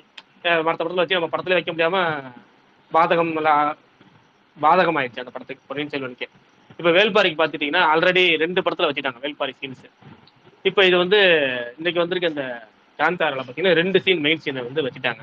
அதுல ஒரு சீனு ரொம்ப சர்வசாதாரணமா டக்குன்னு ஜஸ்ட் லைக் தட்னு போயிருச்சு. நிறைய பேருக்கு கவனிச்சிருக்க மாட்டாங்க. ஓப்பனிங்ல படம் பார்க்க 10 நிமிஷம் லேட்டா வந்தாலும் சுத்தமா புரிஞ்சிருக்காதுன்னு வச்சுக்கோங்க. ஆனா அந்த தேவாங்கு விலங்குகளை வச்சு வர்றது, தேவாங்கு விலங்கு வேல்பாரில வந்து ஒரு பாசிட்டிவா தெய்வீகமா வரும். அதுதான் முழு கதையுமே. இதை வந்து அப்படியே ஆப்போசிட்டா சூனியத்துக்கு பயன்படுத்துற அந்த விஷயத்துக்கு வச்சு டோட்டல் படம் முழுக்க வச்சு அதை வச்சு பயன்படுத்துற மாதிரி வச்சுட்டாங்க. இப்ப வந்து தேவாங்க விலங்கை வந்து நீங்க வேல்பாரியில காமிக்க மெயின் கதையே அதுதான். உங்களுக்கு எதை சுத்தி இயங்குது வேல்பாரி? மிளகா கிடையாது, சோமபானமா கிடையாது, எதுக்காக வராங்க, பூண்டிச்சாருக்கு அது அப்படி லைனா மாதிரி எதுக்காக வராங்க? இல்லைங்க, இவ்வளவு தூரம் வந்துட்டேன். லைட்டா வந்த மாதிரி இருந்துச்சு, அதான் சொன்னேன். இல்ல பிரகாஷ் அண்ணா ஃபர்ஸ்ட் ஒரு லைட்டா வந்துட்டீங்களா, அது என்னன்னு சொல்ல முடியுமா? லைட்டா அது இல்ல நான் சொல்றேன். இல்ல அதான் சொல்லல, அதான் வேணாம். அது எப்படியும் பண்றேன். சரி ரைட் ஓகே. என்னன்னா இதுதான் வருத்தம். ஒரு வாய்ஸ் ஒரு மாதிரி நாவல் எழுதுறாரு, அந்த நாவல் படமாக்க கிளியரா இல்ல. பக்கா இப்ப ஓகே. ஒரு கிரியேட்டர் நாவல் சரித்திர வெற்றிக்கிறது. இல்ல ஃபர்ஸ்ட் இப்பன்னு சொன்னீங்களா, அப்ப கரெக்டா இருந்துச்சு, அதுக்கப்புறம் சரியில்லை. ஃபர்ஸ்ட் எப்படி எங்க இருந்து போன் பேசுனீங்களோ அங்க இருந்தே வாங்க. பக்கா இருக்கு. ஒரு கிரியேட்டர் வெற்றி பெற்ற நாவலோ ஃப்ளோ பயிற்சி விட்டுருங்க பரவாயில்ல, ஆக மொத்தம் ஒரு நல்ல நாவலா இருந்துச்சா படமாக்கணும்னு முடிவு பண்ணிட்டீங்கன்னா உடனே படமாக்கி தொடங்கியா. இல்லைன்னா இப்படி சீன் பை சீன் உருவிட்டாங்கன்னா படம் எடுக்கும்போது இதான் ஆல்ரெடி அந்த படத்துல வச்சு இதான் இந்த படத்துல வச்சு நம்ம தமிழ் சினிமால ஏன் இப்படி நான் உருப்பட மாட்டேது, அடுத்த படத்தை பார்த்து காப்பி அடிக்கிறாங்கன்னு சொல்லிட்டு ஒரே வாரத்தில் முடிச்சு விட்டு கடைசி அதுக்கு இப்ப தமிழ் சினிமால ஏன் இந்த மாதிரி படங்கள்லாம் வரதே இல்லை அப்படின்னு வேற கேட்கறாங்க. அதனாலதான் சொல்லிடுறேன், அவ்வளவுதான். அதுக்காக இன்னொரு விஷயம் இருக்கு தலைவா. இதை காப்பி அடிச்சாலும் அதை பிரசன்டேஷன் பண்றான்ல, அவ்வளவு கிராண்டா பண்ணிடுறான். இப்ப நீங்க சொன்ன அந்த எபிசோடு ஃபுல்லா பாத்தீங்கன்னா ஹாலிவுட் ரேஞ்சில் இருக்கும். என்னன்னா விஎஃப்எக்ஸ் பிச்சு உதவிருக்கீங்கன்ற மாதிரி பண்ணியிருப்பாங்க. பாகுபலியில நிறைய சீன் எடுத்திருந்தாலும் நிறைய படங்கள்ல தமிழ் எனக்கு தெரிஞ்சு பாகுபலியில நிறைய சீன் கலந்து வச்சிருப்பாப்ல ராஜமௌழி. ஆனா அதுக்கு ஒரு ஸ்டேஜ் பண்ணி அந்த முடி சொல்ற சீன் எல்லாம் வச்சிருப்பாப்ல, அடையங்க அப்பான்ற மாதிரி இருக்கும் பாகுபலியில.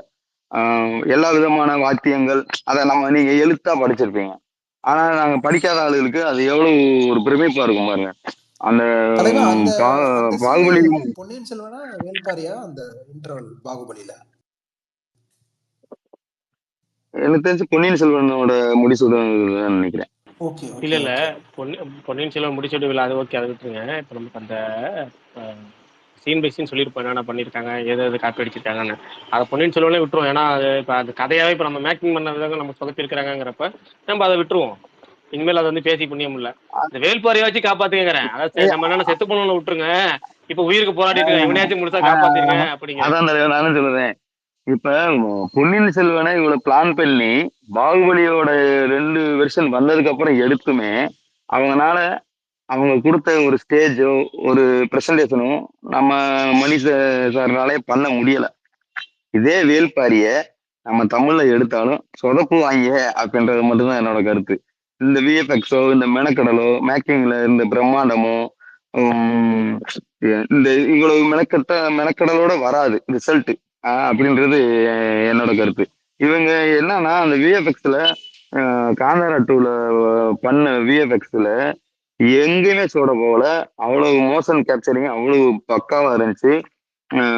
விஎஃப்எக்ஸ்ல வந்து அவ்வளவு கிளியரன்ஸ் இருந்துச்சு. அந்த டெக்னிக்கல் டீமை பிடிக்கிறாங்கல்ல, அந்த டெக்னிக்கல் டீமை பிடிச்சி அவங்ககிட்ட தங்களுக்கு என்ன வேணும்ன்றத ஒரு வேலை வாங்குறாங்களே, அதை வந்து ரிஷப் செட்டி மாதிரி ஒரு சின்ன பசங்கனாலயோ ராஜமௌலிக்கு வந்து பாகுபலிக்கு முன்னாடி பெரிய அடையாளம் இல்லை. எனக்கு இந்த ராஜமௌலி ஒரு பெரிய கமர்ஷியல் டைரக்டர் தான்.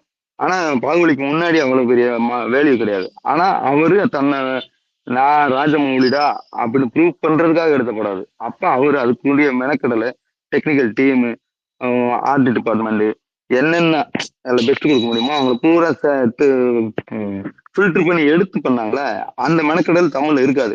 வேல்பாரிய வேணும்னா ராஜமௌலியை கூட்டு வந்து எடுத்து கொடுப்பா அப்படின்னு சொன்னா சால சிறந்ததாக இருக்கும். இல்ல இல்ல என்னன்னா இப்ப இவர் சொன்னீங்கல்ல, அவர் பேர் என்ன, ராஜமௌழி சொன்னீங்கல்ல. ராஜமௌழி என்ன பண்ணாரு, ஃபர்ஸ்ட் வந்து இது மாதிரி ஒரு ஃபேண்டசி சப்ஜெக்ட், ஒரு பிரம்மாண்டமான சப்ஜெக்ட் பண்ணணும் அப்படிங்கிறதுக்காக என்ன பண்ணாரு, ஃபர்ஸ்ட் ஒரு ட்ரையல் பண்ணாரு. எப்படின்னா யமதங்கா அப்படின்னு ஒரு படம் பண்ணாரு ஜூனியர் என்டிஆர் வச்சு. யமலோகத்தை பத்தி ஐசிஐ பிறவி படம் மாதிரி வச்சுங்களேன், கிட்டத்தட்ட அப்படிதான் வச்சுங்க. ஐசிஐ பிறவி படத்தை தெலுங்குல ஏன்னா ஐசிஐ பிறவி தெலுங்கு படத்தோட ரீமேக் தான். அந்த அந்த மாதிரி ஒரு டாபிக் ஒரு இதுன்னு வச்சுங்க, டைப்னு வச்சுங்க. அதை பார்த்துட்டு அது நல்லா சக்ஸஸ் ஆகுது, நல்லா மேக்கிங் பண்றாரு, பிரம்மாண்டமான செட்டு போட முடியுது, விஎஃப்எக்ஸ் ஒர்க் பண்ண முடியுதுன்னு உடனே டக்குனு என்ன பண்றாரு, மகதீரா எடுக்கிறாரு. மகதீரா பார்த்தீங்கன்னா ஒரு பாதி ஹிஸ்டாரிக்கல் போர்ஷன், பாதி வந்து கரண்ட் போர்ஷன் போட்டு எடுக்கிறாரு, பிரசன்ட் போர்ஷன் போட்டு எடுக்கிறாரு. மகதீராவும் நல்லா ஒரு மாபெரும் வெற்றி அடையுது. அப்போ அவருக்கு ஒரு கான்ஃபிடன்ட் கிடைக்குது, ப்ரொடியூசருக்கு நல்லா கான்ஃபிடன்ட் கிடைக்குது, இவரால் அந்த பிரசன்டேஷன் பண்ண முடியும், ஹிஸ்டாரிக்கல் போர்ஷன் நல்லா எடுக்க முடியும் அப்படின்னா அதில் நீ விஎஃப்எக்ஸ் ஒர்க் பார்க்கலாம். மகதீரால இப்போ நீ யமதங்காக்கும் மகதீராக்கும் பார்த்தீங்கன்னா யமதங்கால ஒரு 25% விஎஃப்எக்ஸ் ஒர்க் பண்ணியிருக்காரு அப்படின்னா அவர் மகதீரால 50% பண்ணியிருப்பாரு.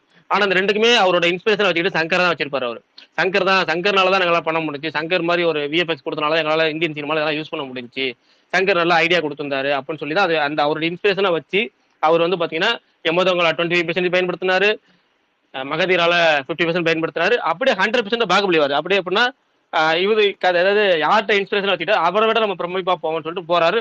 பாகுபலி 2 இன்னும் பிரமிப்பாகுது. இப்போ பார்த்தீங்கன்னா 1000 கோடி பட்ஜெட்டா 2000 கோடி பட்ஜெட்டா சொல்றாரு அவர். மகேஷ் பாபு படம் 2000 கோடி நினைக்கிறாமா, 2000 கோடி பட்ஜெட்டுங்கிறாங்க. இப்படி 2000 கோடி பட்ஜெட்ல ஒரு படம் எடுக்கிறாரு அப்படின்னா எப்படி என்னன்னா அவரு போயிட்டே இருக்காரு, அப்டேட் ஆகிட்டாரு, நிறைய விஷயம் போயிட்டே இருக்காரு. இது தமிழ் சினிமால வந்து அது மாதிரி ட்ரை பண்ண மாட்டாங்க. நடுவுல நானியெல்லாம் நானிய மறந்துட்டேன். அது 75 வந்துட்டேன், அதாவது 25 50 75 75க்கு மறந்துட்டேன். அதுல என்னன்னா அவர் சாய்ச்ச விஷயம் என்னன்னா பெரிய ஹீரோ வச்சு மட்டும் நான் எடுக்காம நான் பாரு இப்ப ஹீரோவே இல்லாம எடுக்கிறேன்னு சொல்லிட்டு நானி மாதிரி ஒரு சின்ன ஹீரோ வச்சுட்டு அவரை வந்து சாகடிச்சு விட்டு ஈய வச்சு ஹீரோ ஆக்கி கன்னட ஹீரோ சுதீப் வந்து இதுல வில்லன் ஆக்கி ஒரு வில்லனிசம் சூப்பரா பண்ண வச்சு அதுல விஎஃப்எக்ஸ் வந்து மிரட்டி விட்டு அதை இப்படி சொல்றேன் 25 50 75 போய் 100 மாறின இடம் தான் பாகுபலி. நான் 75 நடுவில் கட் பண்ணிட்டேன். ஆனா விஎஃப்எக்ஸ்ல 100% நானி தான். விஎஃப்எக்ஸ் வந்து நானில இன்னும் நடந்துச்சுல்ல. முதல்ல வந்து அவர் அந்த ஈக்கு வந்து வேற வேற வேற வேற இதெல்லாம் பண்ணி பண்ணி பண்ணி பண்ணி பார்த்துட்டு இருந்தாப்புல. அதுக்கப்புறம் அது சரியா வராம அந்த ஈக்கு எமோஷன்ஸ் வர வரைக்கும் நான் விடமாட்டேன், எனக்கு ஈக்கு க்ளோஸ் வைக்கும்போது அதோட கண்ணு வந்து கலங்கிறது தெரியணும் அப்படின்னாராம். அவங்க ஒரு மாதிரி சார் எப்படி சார் கொஞ்சமாச்சும் ஓரளவுக்கு இப்படி எல்லாம் எப்படி சார் பண்ண முடியும், கண்ணு கலங்குறது ஈயோட கண்ணு எப்படி சார் கலங்கும், அது எப்படி சார் தெரியும், முதல்ல அதை பாக்குறவங்களுக்கும் கூட தெரியாதுல்ல சார் அது அப்படின்னு. அதெல்லாம் பரவாயில்ல, நீங்க அதை பண்ணுங்க, எனக்கு அது வேணும், அது அந்த அளவுக்கு டெஃபினேஷன் வேணும் அப்படின்னு. ஏன்னா ஈல ஆக்சுவலா நீங்க கம்பேரிட்டிவ்லி மற்ற அனிமல்ஸை விஎஃப்எக்ஸ் பண்றதை விட ஈய பண்றதுல இருக்கிற கஷ்டம் வந்து க்ளோசஸ்ட் டு த க்ளோஸ். நீங்க வந்து ஃபுல்லா எல்லா சீனுமே அப்ப க்ளோஸ் தான், ஃபுல் க்ளோஸ் வைக்கணும் அதுக்கு. ஸோ எல்லா அங்க வேற எந்த டீடைல்ஸ் தப்பானாலும் அது தெரிஞ்சு போயிடும். அதுல இன்னும் பயங்கரமான விஷயம் வந்து அந்த இதுதான், அந்த லாஸ்ட்ல அந்த கிளைமேக்ஸ் சீன்ல வந்து கிட்டத்தட்ட அது உடம்பு முழுக்க வெள்ள எரிஞ்சுக்கிட்டே போறது இருக்குல்ல, அந்த அளவுக்கு டீடைல்டா ஒர்க் பண்ணிருப்பாப்ல. அது வந்து எமோஷன் ஆகும். ஃபர்ஸ்ட் அவர் என்ன பண்ணாரா, ஆக்சுவலா முதல் பண்ணதுல நல்ல டெஃபினேஷன்ல வந்துருச்சான் சிஜி. ஆனா எனக்கு இதுக்கு ஏதாவது ஒண்ணு ஆகும்போது எனக்கு எனக்கு ஃபீல் ஆகும், எனக்கு வருத்தம் வர மாட்டேங்குதே அப்படின்னாராம். யோ வருத்தம் எப்படியா வர வைக்க முடியும் அப்படின்ற மாதிரி இது பண்ணாங்களாம். அதுக்கப்புறம் திருப்பி இதை பண்ணக்கப்புறம் வந்துச்சு அப்படின்னு சொன்னாங்க. ஆனா ஒரு டைம் அதுக்கு என்ன ஆச்சுன்னா 25 lakhs ஏதோ வந்து எக்ஸ்ட்ரா ஆயிடுச்சு போல சிஜி இதுக்கு. அப்ப அவர் போய் சொன்னாராம், இந்த 25 lakhs நான் திருப்பி மறுபடியும் பண்றேன், அது ஒரு படம் ஓடலைன்னா அந்த 25 லட்சத்தை என் சம்பளத்துல இருந்து கழிச்சுட்டு அதுக்கப்புறம் மீதியை மட்டும் எனக்கு சம்பளமா கொடுங்க அப்படிலாம் சொன்னாரு. அப்ப அவ்வளவு கான்பிடன்ஸ் இருந்துச்சு அவருக்கு அது மேல அப்படிலாம் சொல்லுவாங்க. ஆனா கடைசியில அந்த ப்ரொடியூசர் வந்து ரிலீஸ் ஆனதுக்கு அப்புறம் நல்லா ஓடிச்சுன்னு எதையும் கழிக்கலையா, பேசின சம்பளத்தை ஃபுல்லா கொடுத்தாரு அப்படின்னு சொல்லுவாங்க.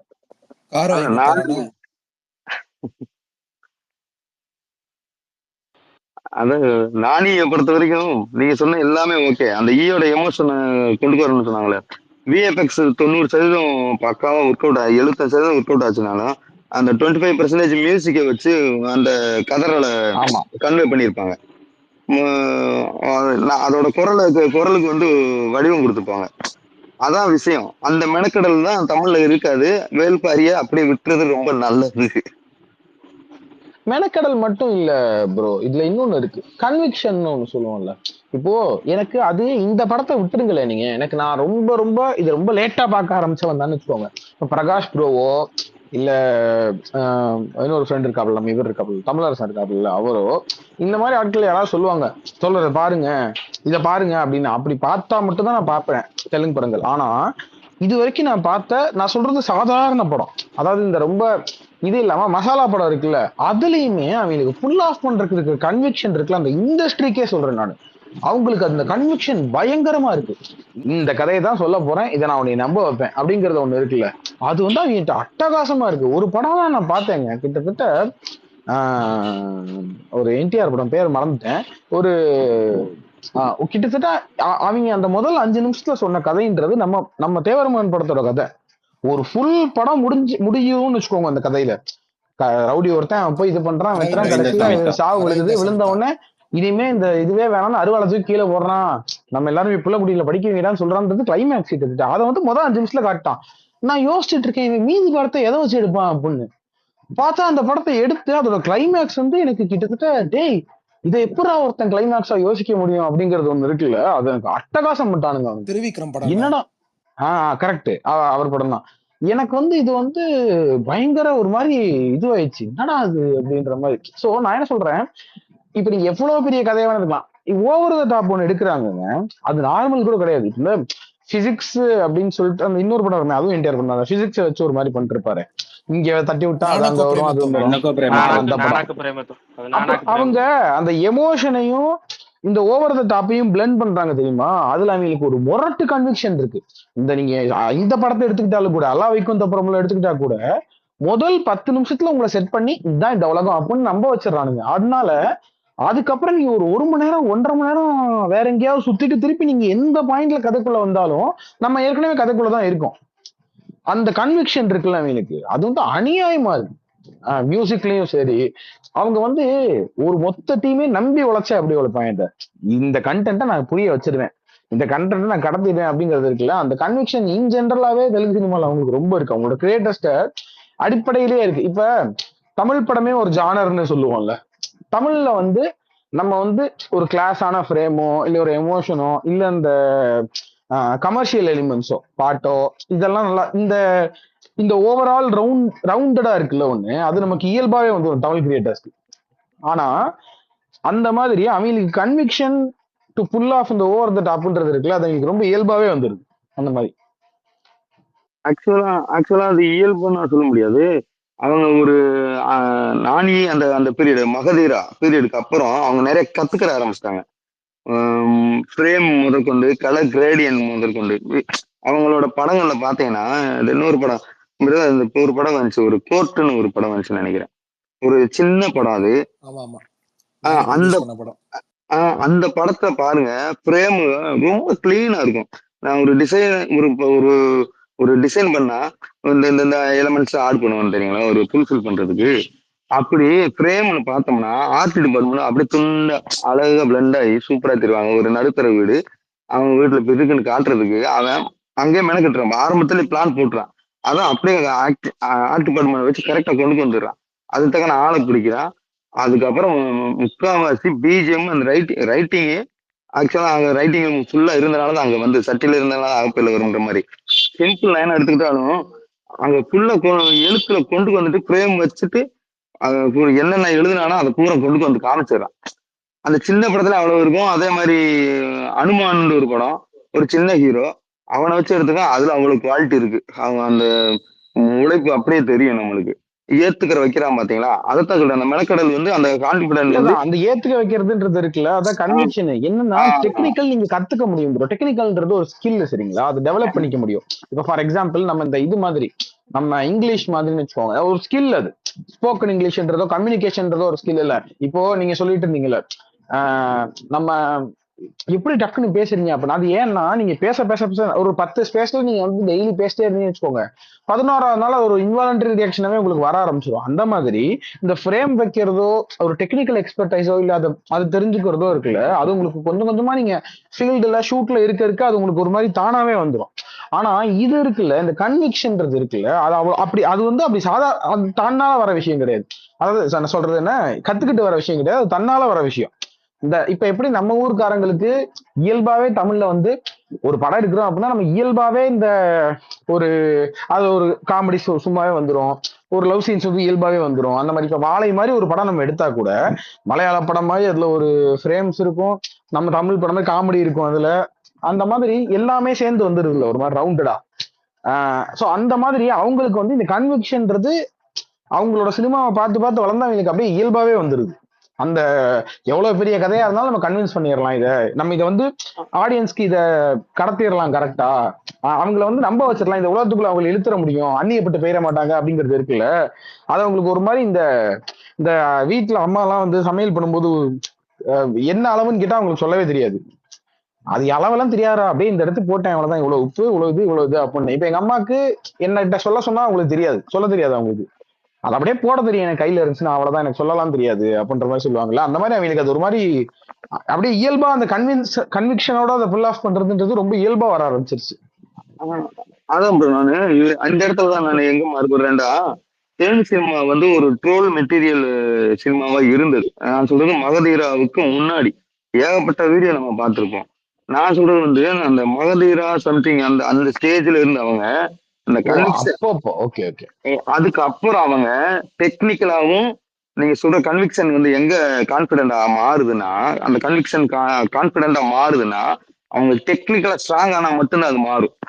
டெக்னிக்கலா என்னால இத உனக்கு புரிய வைக்க முடியும், அதை நானு ஃப்ரேம்ல உனக்கு காட்ட முடியும், நானு இதை ஒன்னா நம்ப வைக்க முடியும். ஒரு வந்து பிறந்தனையும் அந்த வெள்ளத்துல இருந்து தப்பிச்சு வர்றத நானு உனக்கு காட்ட முடியும்ன்றது எங்க வருதுன்னா, டெக்னிக்கலா அதை அவன் அப்டேட் ஆனா மட்டும்தான் அதை சொல்லி எனக்கு இந்த மாதிரி மோஷன் எஃபெக்ட் இந்த மாதிரி இருக்கணும், அந்த ரெக்கை எனக்கு ஒட்டிக்கிறணும், அந்த ஈயோட ரெக்கை ஒட்டிக்கிறணும், தண்ணி வந்துக்கு இருக்கணும், ஒரு ரயில் தண்டவாளத்துல ஒருத்தன் மாட்டிக்கிட்டா எப்படி துடிப்பானோ அதை அந்த பிறந்த தப்பிக்கிற இடத்துல நானும் உங்களுக்கு நான் கடத்தணும். அப்ப அந்த டெக்னிக்கலா அவன் எக்ஸ்பிளைன் பண்ணி அந்த விஷயத்த டெக்னிக்கல எழுதணும்ல.